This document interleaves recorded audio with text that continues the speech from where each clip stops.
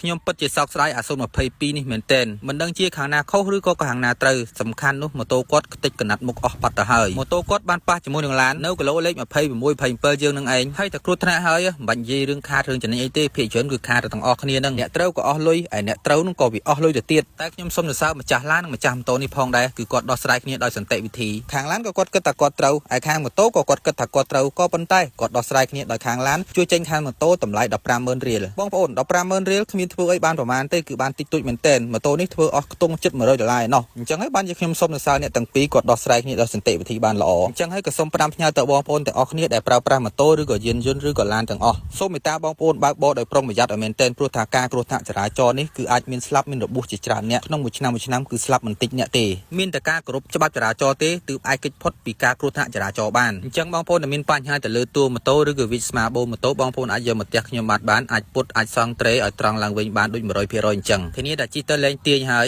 គឺជិះទៅត្រង់ធម្មតាស៊ីនដូចដើមវិញតែបើម៉ូតូខ្លះវិញបងប្អូនជិះចិត្តដល់កន្លែងការ៉ាអូខេកន្លែងផឹកស៊ីអីហ្នឹងគឺតែទាញរកចង់ចូលទេបងប្អូនអាម៉ូតូបែបណាអាការបែបហ្នឹងខ្ញុំអត់ចេះជួសជុលទេខ្ញុំធ្វើអត់កើតតែហ្មងព្រោះអាផ្លូវហ្នឹងអាពេលខ្ញុំជិះទៅវារៀងទាញដែរហ្នឹងវាដូចតែគ្នាហ្នឹងអញ្ចឹងឲ្យជួសជុលមិនទៅអញ្ចឹងអាផ្លូវចឹងក៏មាត់លឺពេកចាត់ប្រពន្ធដឹងប្រពន្ធវាយអញ្ចឹងឃើញថាម៉ូតូយើងបានរួចរាល់អស់ហើយគឺអែមត្រង់ដូចដើមវិញហើយបើជិះវិញក៏ស្រួលដែរលេងទាញហើយតែវានៅទាញតិចអាពេលដែលចិត្តដល់ការ៉ាអូខេកន្លែងផឹកស៊ីគឺទាញតិចទេបងប្អូនអាទាញតិចចឹងចេះទ្រាំប្រើទៅបងប្អូនខ្ញុំក៏ទ្រាំប្រើដែរអរគុណសូមជម្រាបលាហើយបងប្អូន